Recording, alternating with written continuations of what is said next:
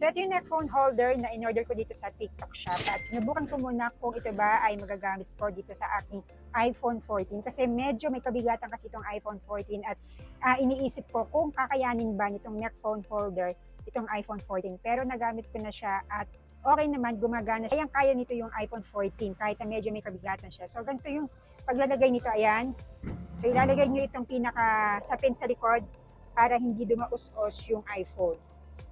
Kasi yung Android, medyo magaan siya. Yung iPhone ang medyo mabigat. Tapos dito ilalagay yung cellphone. Ayan. And then, natry ko na itong phone holder nung ako ay gumawa ng video tungkol dito sa aking cellphone.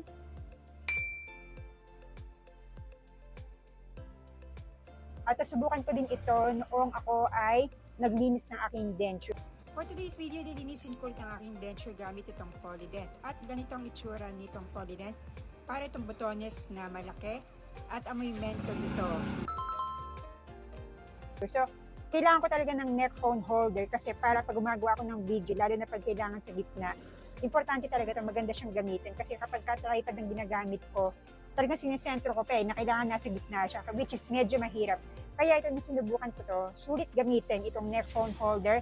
At ang maganda pa dito, less than 200 pesos lamang po ito. At ito, ipapakita ko sa inyo kung paano ba ginagamit itong neck phone holder at sulit ba itong gamitin, lalo na kung iPhone ang gamit nyo. So, ito. So, ito yung iPhone 14 Pro Max na ginagamit ko talaga pang vlog. Tapos, ayan, kinakabit ko na dito sa neck phone holder.